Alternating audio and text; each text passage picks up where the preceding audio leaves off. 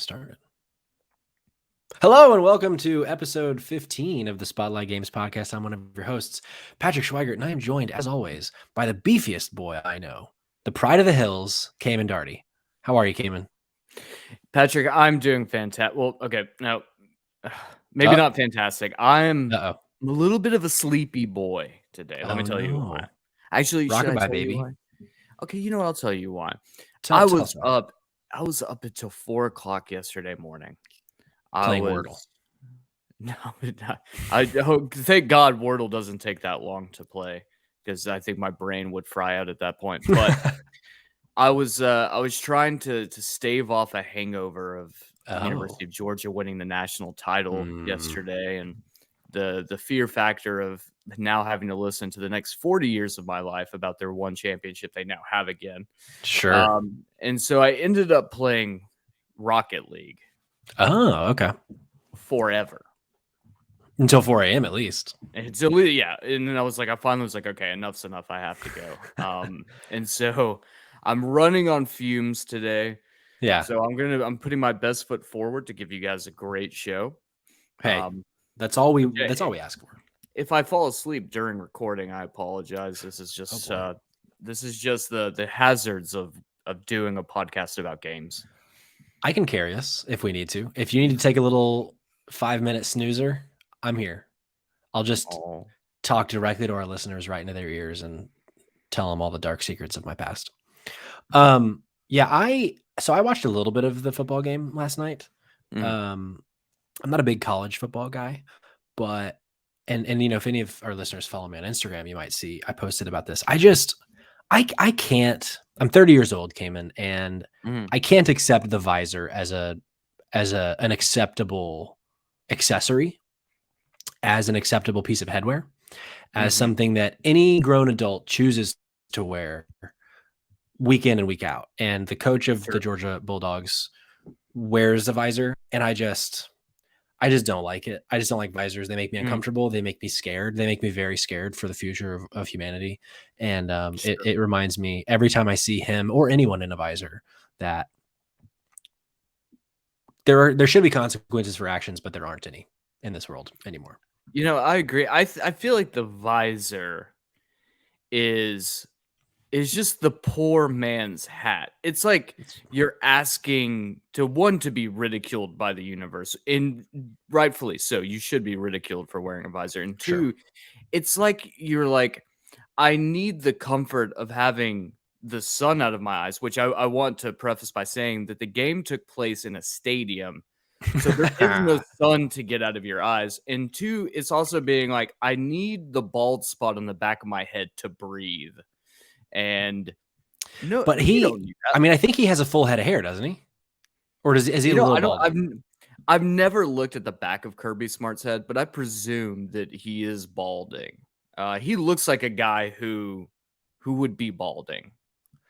Let me look this up, because I know the other person that famously always wears visors is Sean Payton, the coach of this New Orleans Saints, and he has a full head of hair. Like there's no Kirby Smart. I mean, Google suggests to me that Kirby Smart has a full head of hair. So what are you doing? So bro? it's a choice. It's just a choice, and I can't support it. I can't sit here in the United States of America and not speak out on this platform to the millions of listeners about visors. And if you wear a visor, you know, I don't want to say that we can't be friends, but it's going to take a lot of work. It's going to take a lot of work. Well, Kamen, you know, we've talked enough about visors. I think I've gotten my piece out there. I think I'm willing to bet, and I'm willing to say we have a great show for our listeners. We're kind of going back to our roots a little bit. We're doing a very news-focused show. We haven't really done a news-focused show in a while. We've been doing these kind of one-off topics, which I've been having a blast with. But I figure, why don't we bring some folks up to speed on the latest happenings in gaming news and talk to them along the way and talk to you along the way. But before we do that, let's do some quick housekeeping before we jump in. We'd love it if you rated and reviewed the podcast on the podcast app of your choice. If you use Spotify, we'd love it if you know, they have ratings now. So go in. Ideally 5 stars. If it's not 5 stars, you know, send us a message. Why not? Is it because we haven't talked about visors? Well, now we have, and now you have no excuse not to give us 5 stars. You can be on the show, mail at spotlightgames.net. You can DM us on Twitter at spotgamespod. or on Instagram at Spotlight Games Podcast to also be on the show. You might have noticed, there's been 2 episodes posted to the feed this week if you subscribe. And that's because this week we launched the first ever episode of Save Trash Cinema, our newest podcast, which is all about dissecting and celebrating the worst movies ever made. It's a bi-weekly show. It's not a weekly show like the Spotlight Games podcast. This week we talk all about the success, the failure, the weird movie that is Troll 2. Great way to start us off. But it's on Spotify, it's on Apple, it's on all the places. It's not going to be on YouTube, at least not yet. But speaking of YouTube, we'd also love it if you went and subscribed to the Spotlight Games YouTube channel. We're but humble servants to you, our listeners and viewers, and the only thing we ask in return is a sweet little YouTube subscription, right? Is that so much to ask? Is that so much to ask, Kamen? No, I don't think so. No. I think you can do it. I think so. Great. Well, why don't we jump in before we get to the news of the week or of the weeks? Let's start this episode as we start every episode of the Spotlight Games podcast with what we're playing. Kamen, you mentioned that you were up until 4 a.m. playing Rocket League. Indeed. What else have you been playing? So I've been playing a Wordle, obviously. I am part of the masses who takes pleasure in the daily word game. It's just so much fun. It's Wordle Nation. It's so simple, right? It doesn't ask much of you. It's once a day. It takes maybe 5 minutes total to complete the Wordle. And then you get to see everyone else and see how well they did. One of our listeners, Lucas, actually did his very first Wordle, I want to say a couple days ago. And he got it on the very first word. But the word a few days ago was Elon Musk? One would assume. The word he chose was crank. And I really don't want to get too in the weeds. We don't need to what he was thinking when he chose the word crank. Wow, that's really impressive though. Oh no, incredible. But I do want to take just a brief second to talk about Rocket League. Look, please. I love Rocket League. It's one of my favorite platinums that I've ever gotten. I think it's a fantastic game to play with friends online, even doing solo. It's got an incredible soundtrack. The car customization options are fantastic. The gameplay is incredibly addictive. It is a very fun time. But I do take umbrage with one thing.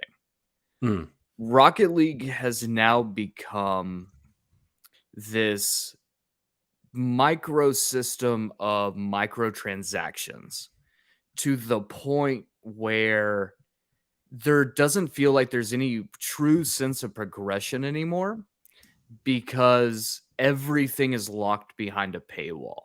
And not just a paywall where it's like, oh, I'm going to pay $1, $2 for a skin that I'm going to put on my car, or $5 for a new car, like you would see like DLC, like Mortal Kombat, or anything like that. They've set it up where now you have the Fortnite style like season pass that you have to now pay for to unlock exclusive items that you can't do to play normally. And then on top of that, you unlock blueprints, which can cost up to $20. Oh my God. To get a skin for a car. We Bennett and I, one of the listeners of the show who writes in all the time, I think he actually wrote into this week's episode as well. We played at 4 a.m. last night, and we played against a person who had spent a minimum of $180 on cosmetic items just for their car. And I'm sorry, but that is morally bankrupt. It really sucks the fun out of Rocket League and makes it something that I think is a detriment to gaming and not a positive influence like it was. I have not played Rocket League since it went free to play. So I only remember the good old days, you might say, of Rocket League, when you paid like $30 for the game and it came with all the content that it had at the time. But yeah, that's a shame. That's also $20 for one piece of cosmetic. That's silly. Yes, that's silly. Is what that is. But I digress. That is what I've been playing. Patrick, how about yourself? So, I've been jumping back and forth between a couple things. I finished my replay of The Last of Us Part 2 on a permadeath run, as I mentioned a few weeks ago. Finally got past like the tough part of that I just kept getting my face kicked in on. So finish up that. So I've been trying to find the next thing, right? I am currently playing 2 games simultaneously. I'm playing Donkey Kong Tropical Freeze on my Switch, which I texted you a little bit about. I think I've come to the conclusion that the 2D platformer is just not a genre that speaks to me very much anymore. Sure. I have, so with the Switch version, because you have not played the Switch version, you just played the original version, right? I played the Wii U version, yes. Right. The Switch version comes with what they call funky mode, which is a great name, first of all. Sure. But it basically makes the game easier. Like you have 5 hit points instead of 3. And the game's just a little easier because of that. And because the main piece of feedback online is it's like a really hard game, apparently. Is, yeah. So I've not been having trouble with the difficulty at all playing in funky mode. It's just, I just don't, it just doesn't, it's just not as fun as they used to be. Sure. Maybe if they were telling me this sweeping tale of one Funky Kong, I'd be more into it, but I'm just not. So to try and kind of satiate that hunger that I've had, I started playing finally after what feels like 15 years, Yakuza Like a Dragon. If you'd Tell like me to all applaud, about it. I'll accept it. Thank you. I am struggling with this game so far. I don't like to hear that. Unfortunately. I know. I think what I need to do is just give it a little bit more time. But the story is just not drawing me in yet. And it jumps all over the place at the beginning. And there will be a lot of kind of segments where there'll be a little bit of gameplay and like I'm not opposed to cutscenes at all, but some of the cutscenes at the beginning of the game, it's just like one after the other, after the other, after the other. And I know it's giving me a lot of exposition, which is important. I'm at the point now where like I just want to get more to like the meat of the story and less about like the surrounding world's exposition and kind of world building. So I'm hoping that I can get there soon. I went to my first like kind of mini dungeon, and so that the gameplay is fun. I think I just need to give it a little bit more time. I think it's too early for me to really give a fair shake on this game. It definitely plays into the JRPG tropes where the beginning of the game is going to be very plot heavy. Yeah. You're right. There are a lot of cutscenes. However, there's a certain point in the game where there's a huge story moment that happens. And from the way it sounds like it, if you're on your first dungeon, it's probably lined up with that you are about to have that first big story moment. Once you have the first big story moment, that's when the game opens up. Gotcha. Is the story moment him going to prison, or is it a different story moment? No, it's after the prison. Got it. Okay. Yeah, after he gets out of prison, there's like another exposition dump, and the whole prison segment is just all cutscene. For sure. You then get a very large story moment. That's the catalyst for the plot of the story and carries it forward. So kind of what you're getting now is that like just intro piece to let you know who Ichi is, kind of set the world, set the stage for what's going to happen next. Once that happens, though, you then get access to the full open world. And the world and all the little side stories are just so wacky and weird. Like that's when you're going to fall in love with it. I think I've had the catalyst moment. I maybe just haven't gone past that yet. So I haven't started seeing like the stuff that comes with it, perhaps. Because like I have a couple people in my party now, or I had one person, then he isn't there, and then I have another new person that just joined. Okay. So yes, I think, yeah. So, but I think I just need to give it a little bit more time and let the story kind of start unfurling, to use a word from once you have 3 people in your party, that's when the open world becomes like got it as big as it is. And I did hear your word unfurl, and I appreciate the callback. If you haven't listened to the Save Trash Cinema episode yet, I highly recommend, please do so. It is an absolutely hilarious journey to go on. Jaunt, you might say. A jaunt, one might say, where you will hear the word unfurl multiple times. Unfortunately, multiple times. And it gets dirty. It gets raunchy. Okay, well, that's to wrap that up, Kamen. Why don't we jump into the first topic, news story, which is, there's actually a couple news stories today that Mhm. line up with our predictions from last week's episode. Some of them are already starting to kind of come to fruition a little bit with rumors and such. So the first story, this is from Push Square. This is written by Liam Croft. Rumor: The Last of Us Remake is almost complete and is out this year. As you might remember, Kamen, one of my predictions was that we would get a Last of Us Remake this year, and a Oh, couple other I very pieces, much remember. that we're going to discuss here in a second. So, I okay, so here's the distinctly story. think hold on, I distinctly think that I said your prediction was completely bullshit I and think you wrong. did, and here we So are. Here we are. Okay, here's the story. The rumored remake of PlayStation 3 classic The Last of Us is supposedly nearing completion, so much so that we should expect a PS5 release in the second half of 2022. That's according to online tipster Tom Henderson, who says, quote, multiple people, end quote, have shared such information with him. VGC has since has since backed the claim up, stating that information matches what it has heard through other sources. Both Henderson and VGC have proven to be at least somewhat reliable in the past, so you can put some amount of trust into these claims. However, Henderson didn't stop with these claims. He also thinks that the long-awaited Naughty Dog standalone multiplayer project known as The Last of Us Factions is also nearing completion and could even launch this year too. Furthermore, Kamen, Tom Henderson mhm. believes a director's cut of The Last of Us Part 2 is also on its way to PS5. He says, quote, I've heard they're coming too, but I don't know exactly when/how, end quote.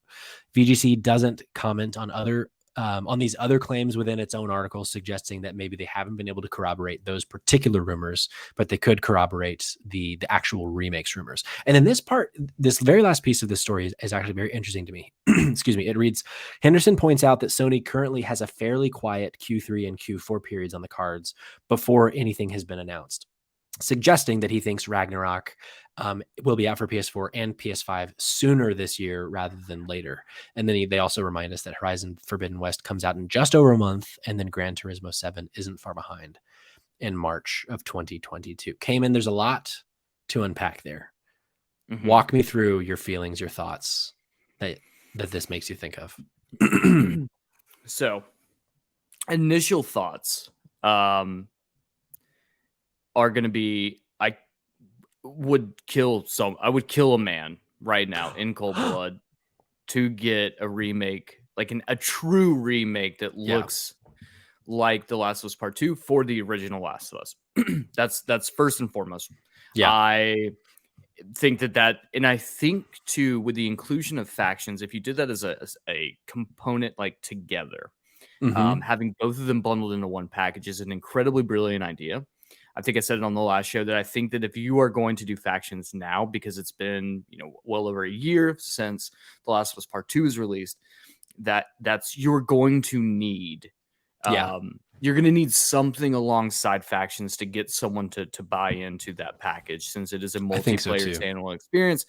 It's one of those, you're going to need that component. The part here that gets me is The Last of Us Part 2 director's cut. Mm-hmm. That is something I don't know if it needs any additional content added. I'm not going to say that I wouldn't enjoy additional content, but it's Yeah, such a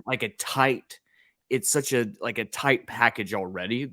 I agree. It feels like adding an additional content to it is just going to make it feel bloated, and potentially could kind of take away. If you said, "Hey, we're just going to do a PS5 patch, or we're going to re-release it in PS5 in like full 4K at 60 frames Mm-hmm. per second," I'm totally fine with that. I will 100% replay The Last of Us Part 2. It's just that. Yeah, Um, with the very final component being added in, they suggest that God of War Ragnarok will be out sooner rather than later. I'm still not hedging any bets on that. yeah. I just don't think, because we're getting Horizon in February, we're getting Gran Turismo in March. Presumably, if they're going to launch The Last of Us remaster with factions or even a director's cut, I would think that that's going to probably be a summer affair, and they're going to Mm-hmm. do a big to do about it. I don't know. I'm a little tepid on God of War even coming out this year. Sure. But if they do drop it, the question is when. Yeah. Will it be a summer game? I don't see it as a summer game. I see that more as it being like a let's try to sell some PS5s during holiday, so it being a fall game. But even then, with the delays in production and just the lack of consoles, that's a tough one too. So I don't know. I look, I wouldn't put it past this because the question is like, what is Naughty Dog working on next? And Right. they've been very quiet, which Very is quiet. fair. And you would, but they are also Sony's flagship developer. So I would think that if we're gonna see something, like we're gonna hear something by summertime about what Yeah. the next project is. This could be that big announcement, and then they're going to be quiet Yeah. for another year, and then announce like we're now working Like a on new an IP or Uncharted whatever. yeah, Yeah. exactly.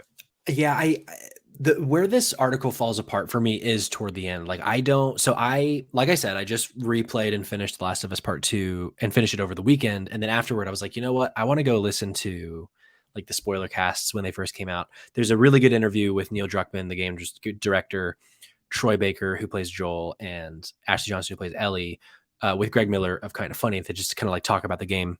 And I remember he asked the question in that podcast, like, hey, is there any plan for any more additional content? And Neil, like, very clearly, quickly is like, no, that we're like, this is it. We launched everything Mm. we have, essentially. And so obviously, I mean, this was done a year and a half ago. So like it's a long time to produce more content. I just hearing the way he talks about the game and how much of a finished product he it as looks at it as, I just don't see there being anything new. So then it's like, well, if there's no new content, how is it a director's cut? Like, you're Yeah. not like there needs to be something new. To which I'd be like, well, maybe they would add in factions there. But the Mm. other part of the article that it has corroboration is that the multiplayer factions would probably be launching alongside the remake. So there's some conflicting stuff here. So I don't really know what to make of all of it, but yeah, even though I just replayed The Last of Us leading into The Last of Us Part 2, I would happily play it again in The Last of Us 2's engine with The Last of Us 2 gameplay, like at the drop of a hat. So I hoping would, this is true. yeah. My one hope is that if they do a remaster, that factions is not included in the trophy list. Yeah, Because factions really spoiled the trophy list for it did. the original. And this is just like one of those incredibly minor complaints that's just coming from a nerd who likes trophies. But that's I think, yeah. I mean, trophies have changed a lot since 2013, and you don't really see that as often anymore. So I think your fear would not come to fruition this time around. But we'll sure. see. Maybe it would probably be its own like little subset of trophies. But that brings us to that. So next story, Kamen, why don't you take it away? All right. Mario Kart 9 reportedly in development with, quote, a new twist. This comes Ooh, to us from Jared Moore at IGN. He says, according to an industry analyst, Mario Kart 9 is currently in, quote unquote, active development.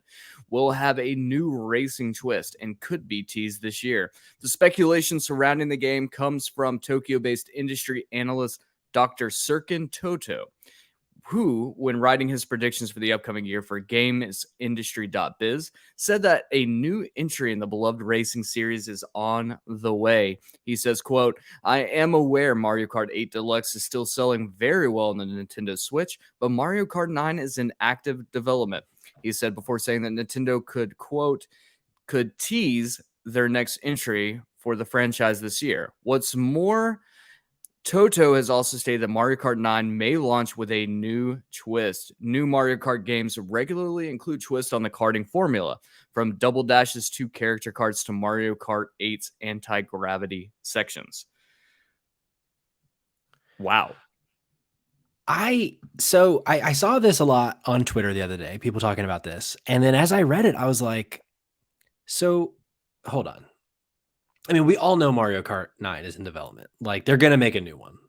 It's too successful of a game to not make a new one. And as we talked about on last week's episode, we both kind of think it would come with the new Switch, whenever that is, like the next actual piece of hardware, not just the next Switch iteration. And because in the story it says The speculation surrounding the game comes from Tokyo-based industry analyst, uh, blah blah blah, who is just writing his predictions for the upcoming year. So I don't even know how. Like as I was putting the story in and reading it, I was like, how like accurate is this, or is this just someone who hits predictions and so we're just taking his prediction as true?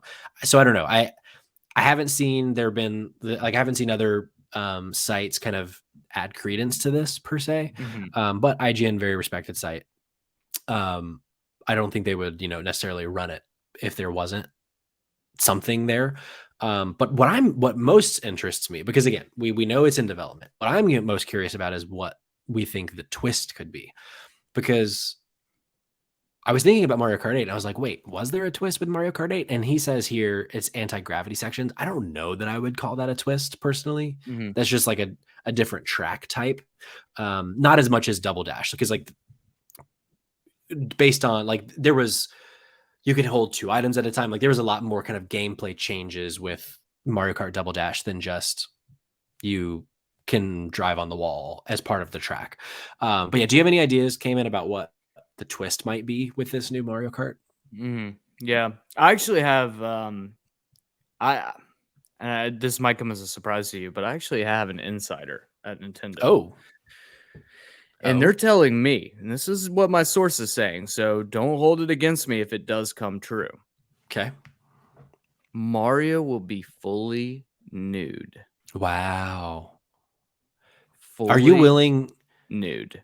Are you willing today on episode 15 of the Spotlight Games podcast on January 13th, or whenever you're listening to this, to reveal who your source is? I cannot. Okay. There's Look, safety. journalistic There's integrity. I get safety. it. Well, there's safeties at stake. I don't know if you know this, but Nintendo has their own assassins. It's why Oh, we don't get wow. leaks from Nintendo.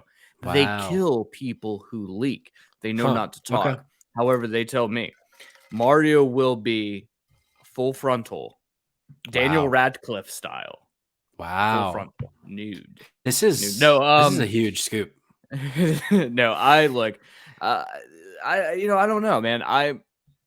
The question is the quote unquote new twist. It, how much of a twist is it going to be? Yeah. And I think that's such a loaded phrase because it could be Mhm. something as simple as you're going to have underwater sections where your car turns into a submarine. Sure. Yeah. Or it could be something as big as it's an open world Mario Kart game. Like we don't Like Forza that's Horizon style. yeah. So it could be so many different levels of like how big of a change is it going to be. Um, Man, look, and I think my other thing is I don't really know if I want a huge twist to Mario. Me either. It's Mario Kart is so great because it's nailed what it does in such a way that people try to copycat or emulate what it does. Yeah. Mario Kart isn't reinventing the wheel. I don't know if I need Mario Kart to reinvent the wheel again. It's already Reinvent the doing its work. cart. And reinvent the cart, exactly. And if you do something that's so outlandish or so weird and crazy, I think you run the risk of that point of creating something that just doesn't hit the same highs Yeah. or does something that's just so not good. It would be like I guess my fear is to put it into more of a film way is to say Mhm. like Mario Kart is Jurassic Park. Okay. With a huge twist, Mario Kart could easily become Jurassic Park: The Lost World Okay. and just be absolute dog shit. And I Right. don't I want a mean, dog shit Chris Mario Pratt. Kart. Chris Chris Pratt. Pratt. I mean, That's it. That's the twist. All right. yeah. I'm just getting buzzed in the ear right now by my insider at Nintendo. Chris Pratt is actually going to voice every single character Man, in the Mario look, Kart game. let's not put the Mario Kart before Link's horse here, Okay. Cayman. I won't.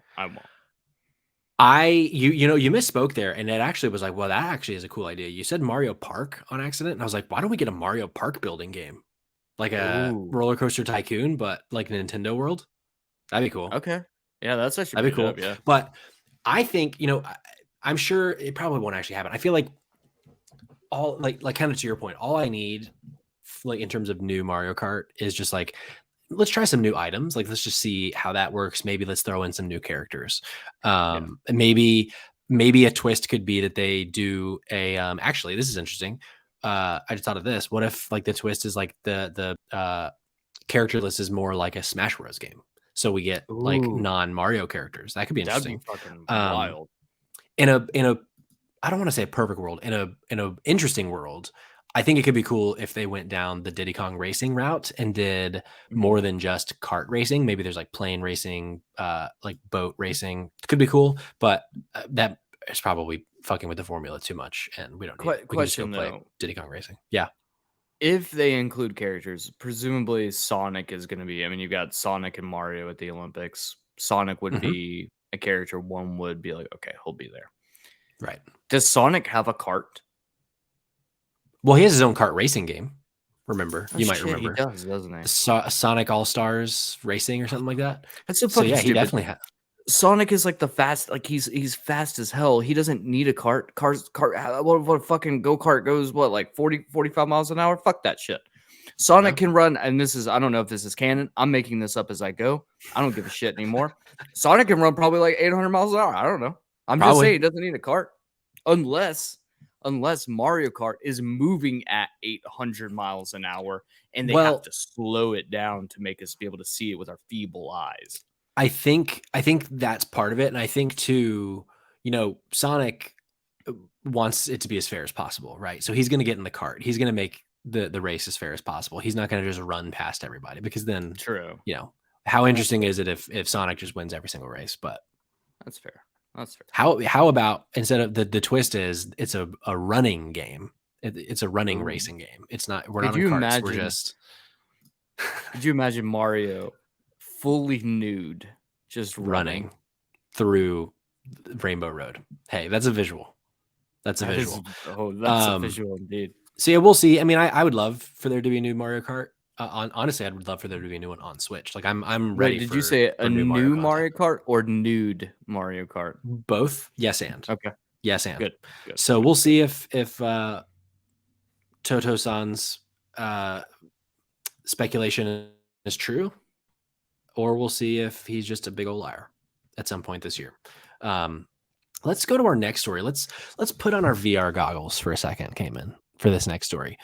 This comes directly from the PlayStation blog. This is, this isn't reporting as it were. This is straight from the horse's mouth.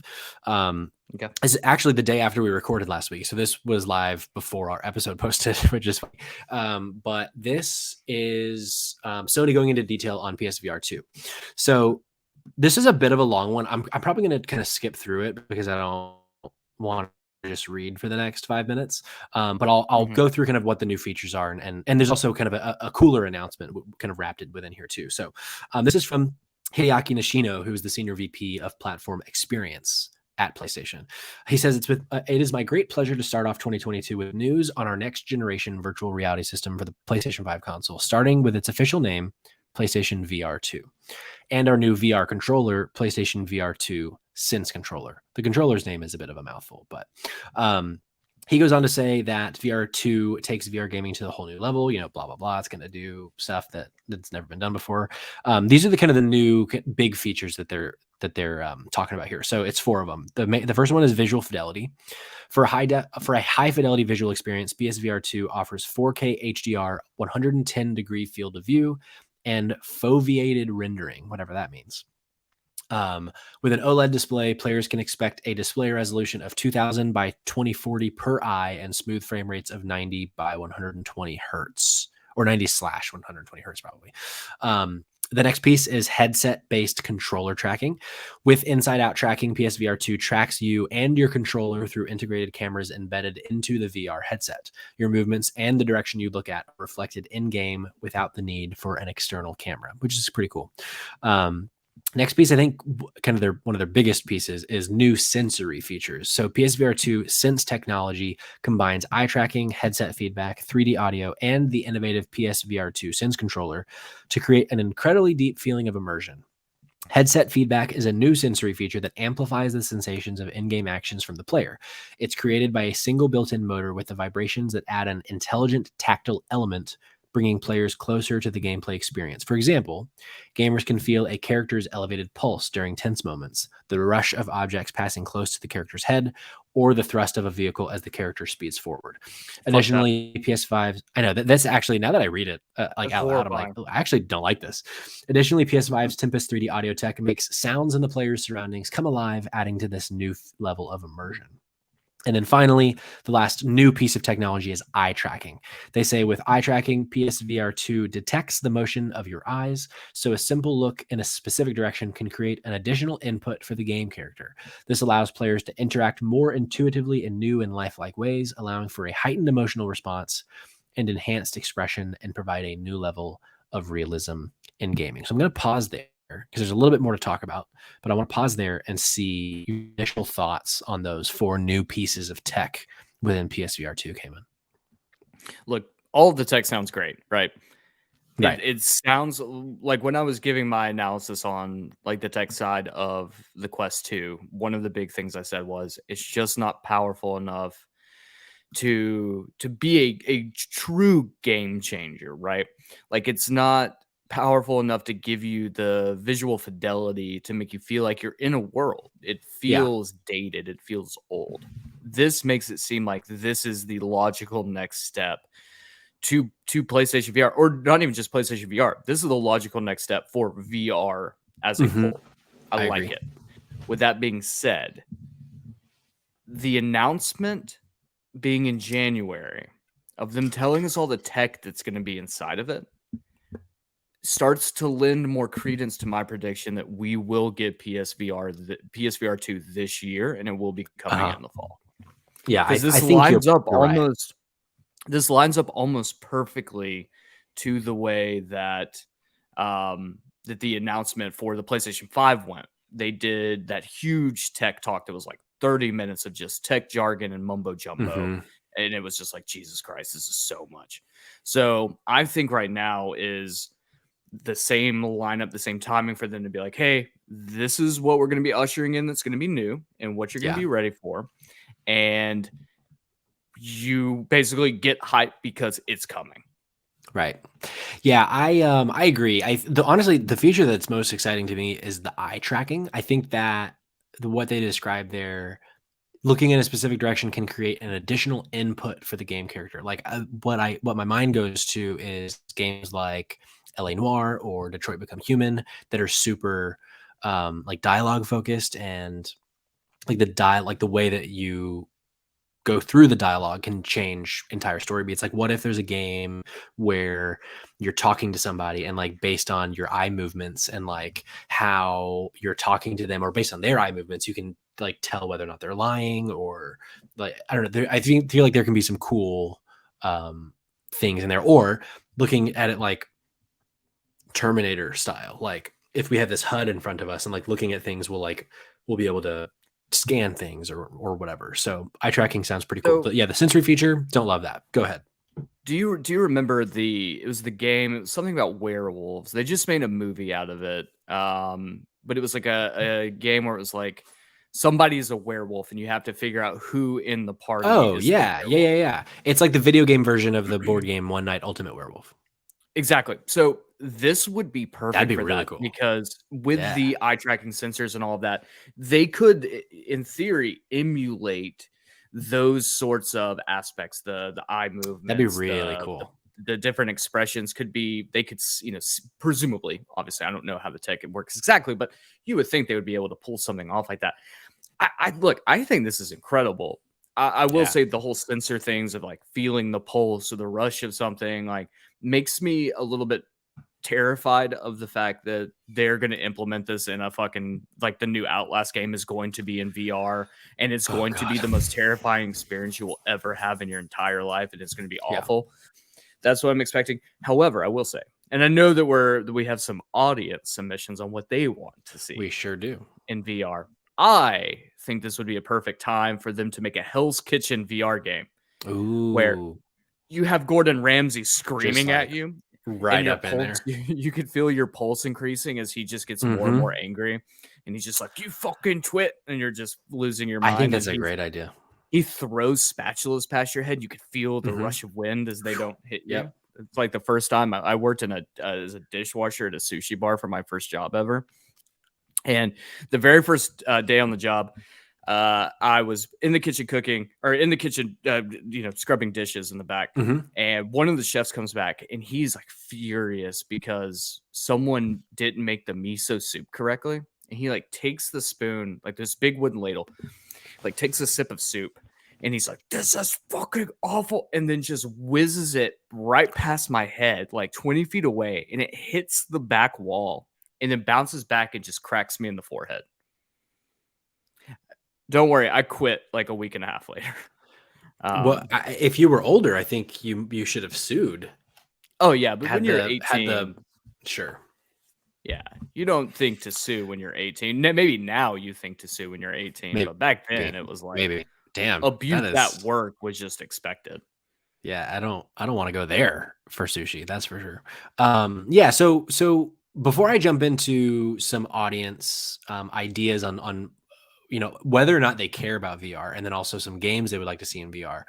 There's a second piece to this announcement that has me very excited Mhm. and has me already very interested in getting VR2 from the beginning. And it is that they announced a Horizon Zero Dawn spin-off game. So what they say is today we're also pleased to reveal that one of the biggest exclusive franchises on PlayStation will be coming to PSVR 2. Horizon Call of the Mountain from Guerrilla and Firesprite. This original game is being built specifically for PSVR 2 and will open the doors for players to go deeper into the world of Horizon. They also released this little like teaser video. It's like 2 minutes, but only like 30 seconds of it is actually the game. So it's hard to like, we have no idea how this game is going to control or what type of a game it's going to be, but it's within the world of Horizon, which is a world I love. And I'm so excited for the next game that this is the Mhm. kind of thing that will get me. Cause like I bought PSVR 1, and based on my experiences with PSVR 1, I would not buy VR2 day one unless there are games there that I want, because that's like the biggest issue that I ultimately had with VR1 was now there are a lot of games out there, but even the ones that are out there, there are very few like meaty, cool games. There are a ton of experience and like you can't do not in VR, but I want more actual like games within VR, like Astrobot Rescue Mission. 10 Mhm. out of 10, one of the coolest video gaming experiences I've ever had. And it's a full game. It's basically like a 3D Mario game, but in VR. And they do a lot of really cool stuff with VR to make it specific to the platform. I want more of Mhm. that. So I'm hoping that that's kind of what they do with Horizon Call of the Mountain. But this is how you get me, someone who didn't have a great experience with VR1, really excited about what VR2 is. Um, Yeah, yeah. So go ahead. my concern just from and obviously this is just off a teaser, but I got a lot of Until Dawn Rush of Blood vibes Sure. where they're gonna sell this as this AAA exclusive to the VR, when in reality it's essentially an on rails roller coaster. Now, Could don't be. get me wrong, they've done on rail games before that have been incredibly cool. One of two of my personal favorites were the on rail House of the Dead Overkill, which I thought Okay. was just so much fun and like really nailed the on rails House of the Dead feel. It used the PlayStation Move controller, which was awesome. It felt great. And then on the Wii, they had an on rails Dead Space game, which Oh, the yeah. subtitle is escaping me at the moment, but that worked really well. So you can still do a game that might not be technically AAA. We can say more of a double A title Yeah. that works really well. I'm hoping that it's an interactive manner where Yeah. it's not just you're gonna stationary shoot, move on. Which I Dead think Space that they could Extraction. easily.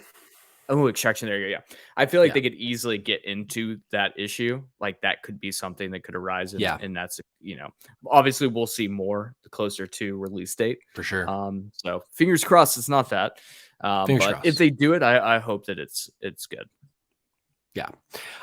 So I put a thing out on Instagram asking our audience a couple questions. The first one was, what are some like games you would like to see come to VR? And then two, do you care about VR? Like, is there, are you interested at all in buying VR? Do you like that kind of thing?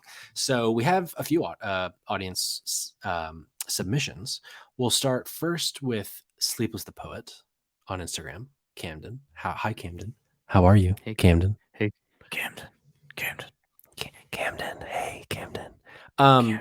Camden. So most of these wouldn't be PlayStation specific, but I'm fine with that. Because a lot of these ideas I think would be really cool. He says he wants Animal Crossing VR, which would be awesome. Like That if would I be could incredible. Yeah. if I could be like face to face with KK Slider when he's playing his songs on Sunday night, like come on, give me a break. I'll pay whatever I can to do that. Elliot says he doesn't, or he hasn't cared about VR yet, but he imagines Zelda would be fun in VR. I agree. I think we would have to, they'd have to change up the formula, I think, a little bit of Zelda. I think it'd have to be a little bit more on rails, kind of Mhm. like Astrobot Rescue Mission, like more levels based, but also maybe not. I mean, if Call of the Mountain is like an open world VR title, maybe not. Nickery John says he is excited about VR. And he would like Metroid, like the Metroid Prime games, which I believe those were first-person shooters. I've not played them, but if I'm remembering correctly, that could be a really cool VR Yeah, experience. that would be cool. Skylar, friend of the show, wants Mega Man, but it probably would be too hard. Which I agree, it probably would be too hard. That's a really interesting concept. Like, how do you like make a 2D platforming like type game in VR? Like, do you just have to kind of reimagine it? Do you like, I don't know. I'd love to see a studio crack that nut and figure out like Yeah. what is 2D, because like one of my favorite games in VR is Tetris, and it's just Tetris. It's just, but it's cool because they do a Mhm. lot in the 3D space to make it a cool experience. So like maybe they could do that with Mega Man. So I specifically remember with one of the Metroid Prime games on the GameCube. We're trying to remember the name. It was all first person, and Mm-hmm. then when you went into your morph ball, it would then come out as a third person.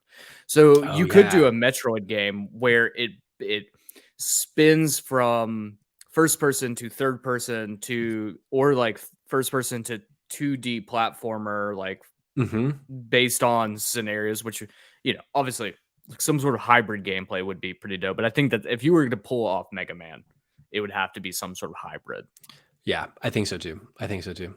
And then the last one comes from our very own Bennett, who was up until 4 a.m. last night playing Rocket League. He Mhm. says, The Witcher for the hooker cutscenes with an eyeball emoji, to which I say, Bennett, I almost called him Hooker.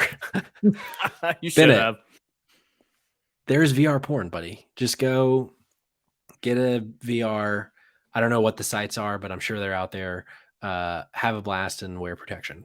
But it's there. It exists. Now, it probably doesn't exist from the perspective of Geralt. So I guess maybe that's the part that you really want. You want to be Geralt in this porn Oh, you know fantasy. what?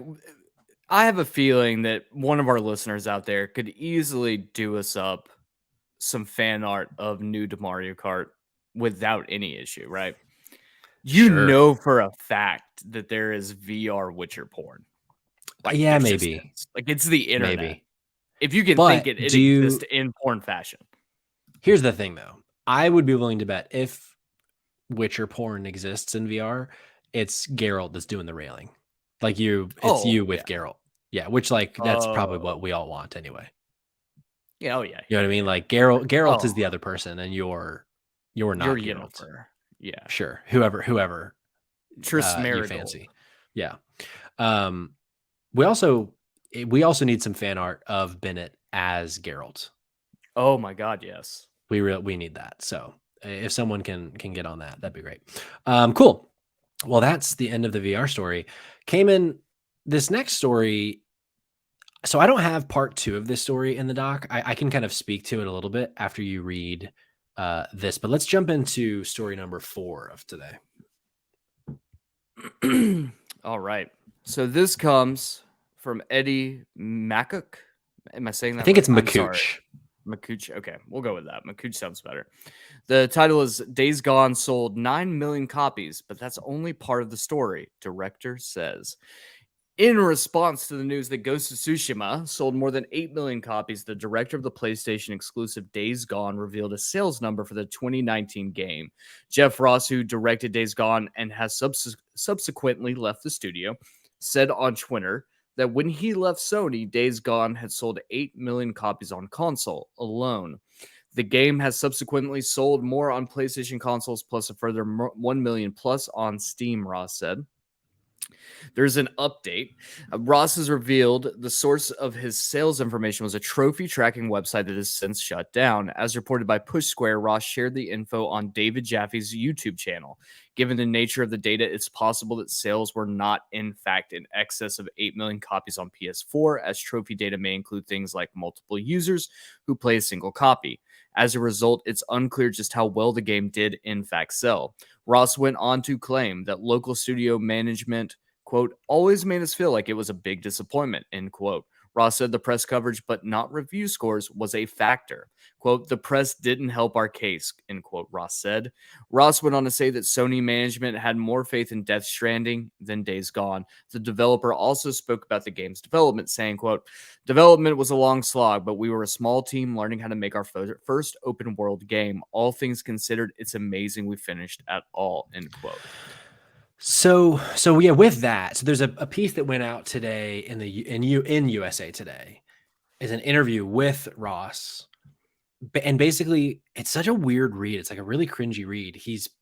It talks about all the reasons that the game didn't succeed, both like internally and externally, and he just like blames people at the studio, and he blames like all of these things outside of him. And there's even times when he's like, the creative director, because he was the game director, but the creative director and I just like didn't agree on like facets of the game, and there was just things that I had to let him take control on. And I was like, this is a really like, because I loved Days Gone. I think when it came out, it unfortunately had a bunch of bugs that negatively impacted its review scores.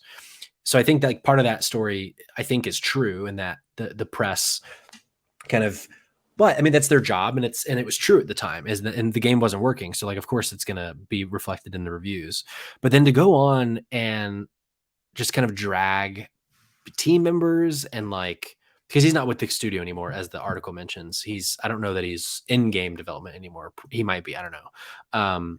But it's just a really weird look, like just being so loud about, like, I'm very disappointed that we're not going to get a Days Gone 2, because they've already said, I think I cut it from the article in the doc. It goes on to say that Sony has already like publicly, they weren't public about it, but it has been revealed that Sony has already shot down their pitch for Days Gone 2. So they're working on something new, not in the Days Gone universe. But it's also an open world game. But anyway, it's just, I don't know. It's disappointing that we're not going to get a Days Gone, but now like seeing the way he's acting and the way he is kind of blaming other forces, it leaves a bad taste in my mouth about the game, unfortunately, and it's disappointing. Yeah, it reminds me of that meme of the guy riding the bicycle and he sticks a branch into his tire and then goes like crumbling out. He's like, in this case, it's just him fucking himself over, hitting the ground, and then standing up and being like, why won't anybody hire me? Or like, fuck you, Sony, why did you do this? Like, look, man, the truth of the matter is your studio struggled for years to get this game out. It was delayed countless times, to the point that it became a running joke that the game would never see the light of day. Right. And then when it did, it was busted.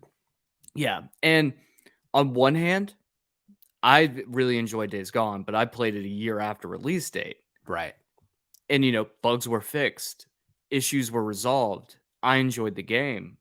But if you screw over the consumer, there's hell to pay. Yeah. Look at CD Projekt Red with Cyberpunk. They may not ever like recover from the damage they've done with the release of Cyberpunk. There's been countless studios who have gone by the wayside because of issues like that. This is one of the scenarios. I'm sorry, you're the game director. You're the face of the project. You're essentially, in the grand scheme of things, you were like the president of the country, and the country being, you The know, game. your studio and your game. And the thing is when you accept that responsibility of that position, you also accept the responsibility that things are going to fall, and a lot of the blame is going to land in your lap, and you have Yeah. to accept that. If you can't, then you don't have the right to be able to come up years later and start slinging mud. Yeah. And look, I also don't want to go. I don't want to say that like Sony is completely off the hook for all of this, Sure. because I don't think they are, and I think it's unfair of me to be like, Sony Ben, like, you guys fucked up, Yeah. and it's your fault for all of this. Like, I do think that Sony has a lot of issues, and they're should be held responsible for a lot of the negativity that surrounded that. Not giving it a chance to do another sequel makes sense though. And the Yeah. reason being is because, one, I really don't think it sold 8 million copies, Yeah. and that could be speculation. But on the other hand, like, you guys screwed the pooch for years. Yeah. Why would you trust that again?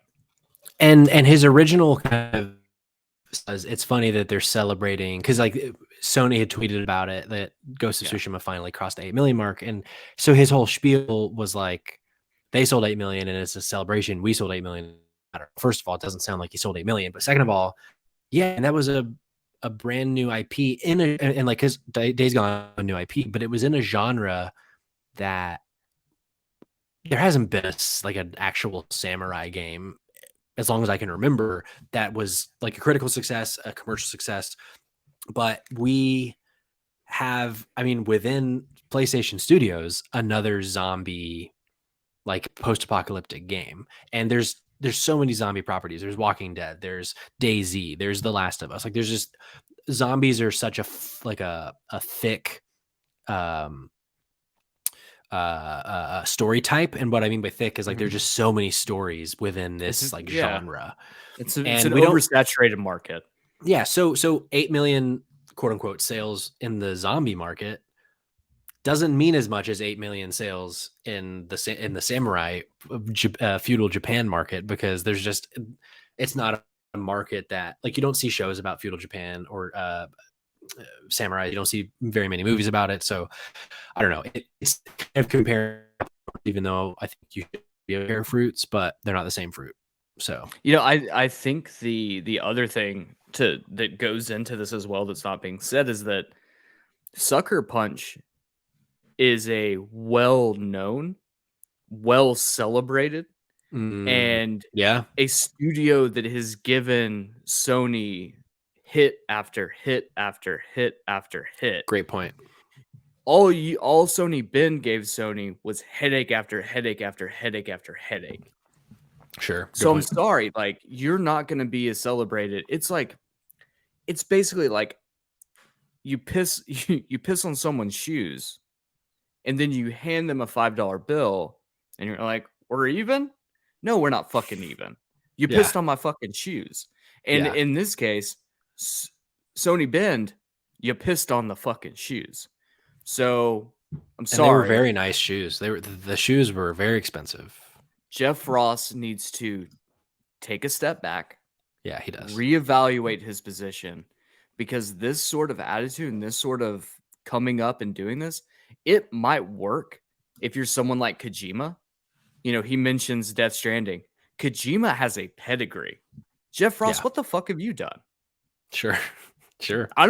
If it wasn't for you coming up and being like, I'm mad because, this is bullshit that you're going to celebrate a studio who did really well, but you wouldn't celebrate my team that might not have done as well because I'm giving you potentially made up statistics and stats.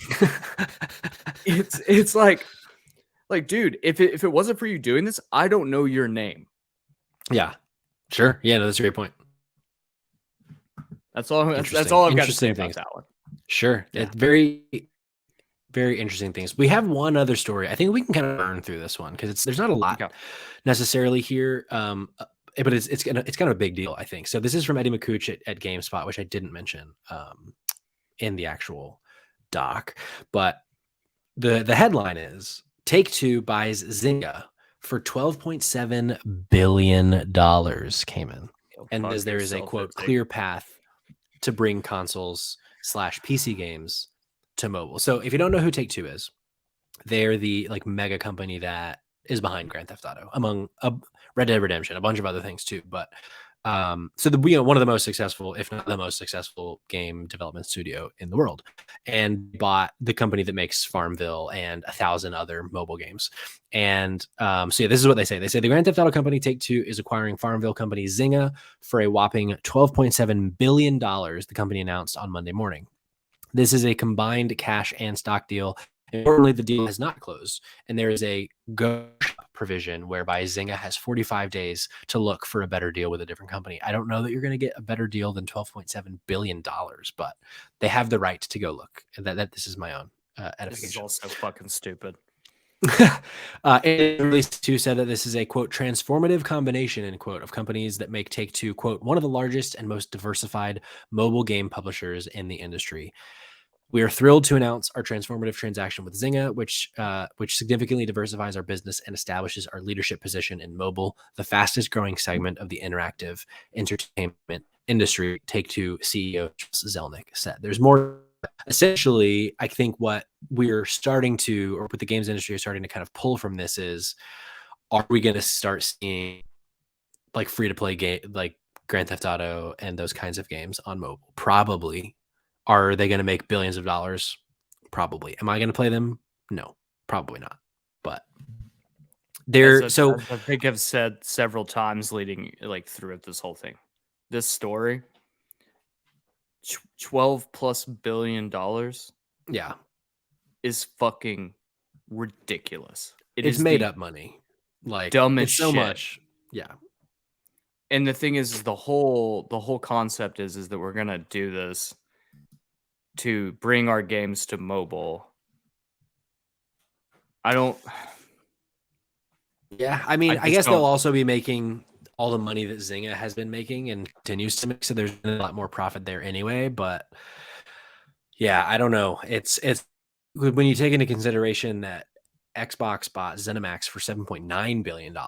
So this is nearly $3 billion more than that. And those like 20 plus game franchises that they bought, many of which are, second to Grand Theft Auto, some of the biggest game franchises in the world. So it's a lot of money. We'll see what comes of it, but I at least wanted to mention it because I thought it was interesting, especially at such a high price point. I think that this is it's a major story, and even if it's just for the fact that Zynga is the one who arguably kind of ushered in the microtransactions, the pay to win kind of process that we're starting to see in games now. Now you're taking one of the largest game studios ever, and they have bought them out for, which also goes to show how much money Grand Theft Auto is making them. Because that's where all the money's coming. It's not coming from fucking 2K, WWE 2K 807 or whatever the fuck it is.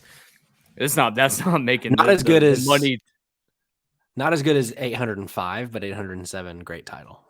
Yeah, it was a good one. So this is one of those situations where it just, if anything, this is just showing you how much Grand Theft Auto is making to give them this much money and this much clout. On the other hand, it's terrifying because Take-Two is already a cash grabbing son of a bitch. And this is just even more of, you can see that they're aligning not to produce games for pleasure for the consumer. They are doing it for money. They are doing it to line their pockets. Right. I'm done with this, Patrick. I'm done with the whole fucking the consumer over and over and over again. Sure. I'm sorry. We pay our cold, hard cash that we work our asses off for an experience. You can't tell me after I've already given you a whole chunk of change that I'm going to renege on the deal, come back and say, no, you're going to have to give me now even more money if you want to get just a fraction of what the game that we could have given you when what you initially paid.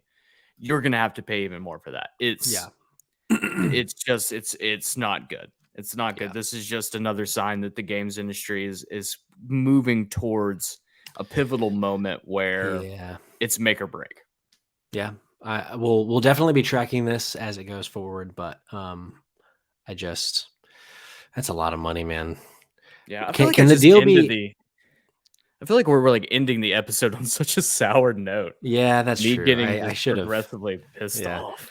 I just can't. Do you think it's too late to make it a $12.8 billion deal, and they just like give me like $100,000? That'd be pretty sweet, dude. That still leaves 0.9 million, or no, I lose a lot more money. My math brain isn't working right now. I think it's a lot more than that, but it's a lot of money that doesn't come to me. But just give me a little bit, man. I'm out here showing you my ass on the internet. Give me some money. Take two. All right, that's our show. That's our sweet little show. Thank you for listening. Thank you for watching. If you're here, if you haven't come here to subscribe on YouTube yet, it's never too late until it is. Too late. You can follow me on Twitter at Patrick Schwag. You can follow Kamen on Twitter at Kid Kamen. You can follow the pod on Twitter at Spot Games Pod, or you can follow our newest show on Twitter at Save Trash Cinema. First episode's out. It's on your feed right now. You can go follow that feed on its own feed by searching Save Trash Cinema on Spotify, Apple, all those things. Let us know what you think of the show. We're excited about it. I think the inaugural episode was a good one, and I'm excited to see what you guys think. So let us know. Also rate and review the podcast. Spotify, 5 stars. Apple, leave us a review. Tell us how handsome we are. If you think we're handsome, I guess. Kamen, any parting words on this, the day of our Lord Shuhei Yoshida, to our listeners? Yeah, just to reiterate, like what Patrick said, if you can just, follow us, subscribe, hit us up on Instagram, hit us up on Twitter, rate and review the shows. Check out the news, new show we're doing, the Save Trash Cinema podcast. I swear you guys are gonna love it. Any thoughts or ideas for both the Spotlight Games show or Save Trash Cinema? We are all ears. We want to continue to improve upon what we're doing so that we can give you guys the best experience possible on every platform. So let us know what you like, what you want to see. And, if I have to show you my feed, I will. I'll do it. Hey, savetrashcinema.com/feet. Also, the very last thing I would like to say to our listeners is go watch Station 11 on HBO Max.